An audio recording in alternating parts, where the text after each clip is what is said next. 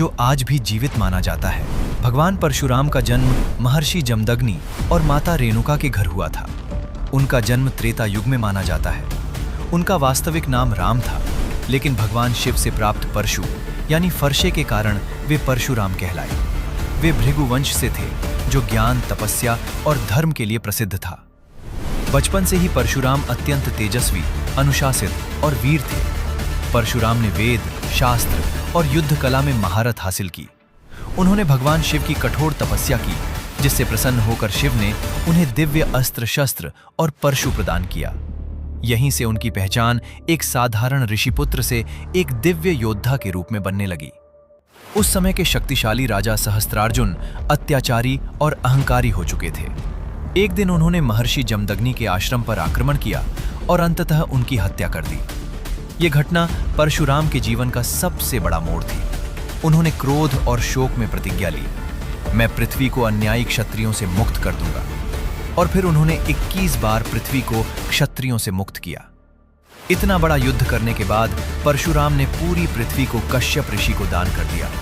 इसके बाद उन्होंने स्वयं को युद्ध से दूर कर लिया और तपस्या में लीन हो गए। यह दर्शाता है कि वे सिर्फ योद्धा ही नहीं, बल्कि त्याग और धर्म के प्रतीक भी थे। रामायण में परशुराम का एक महत्वपूर्ण प्रसंग आता है। जब भगवान राम ने शिव धनुष तोड़ा तो परशुराम क्रोधित होकर वहां पहुंचे। उन्होंने राम को चुनौती दी, लेकिन जब उन्होंने राम की शक्ति और विनम्रता देखी तो उन्होंने पहचान लिया कि यह कोई साधारण मनुष्य नहीं, बल्कि स्वयं विष्णु का अवतार है। और इसके बाद उनका क्रोध शांत हो गया।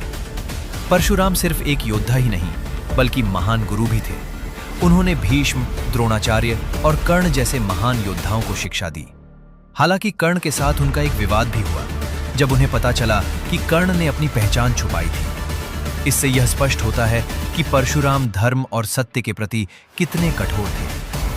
भगवान परशुराम को चिरंजीवी माना जाता है, अर्थात वे आज भी जीवित हैं। कहा जाता है कि वे भविष्य में कल की अवतार को शिक्षा देंगे और फिर से अधर्म के विनाश में भूमिका निभाएंगे। भगवान परशुराम की कहानी सिर्फ युद्ध और क्रोध की नहीं है, ये धर्म, न्याय, त्याग और संतुलन की कहानी है। वे हमें सिखाते हैं कि शक्ति का उपयोग केवल सही कारणों के लिए होना चाहिए, और जब अन्याय हद पार कर दे तो उसका अंत जरूरी होता है। क्या बत परशुराम आज भी जीवित है? क्या वे फिर लौटेंगे? और क्या आज के समय में भी उनकी आवश्यकता है? अपनी राय जरूर बताएं।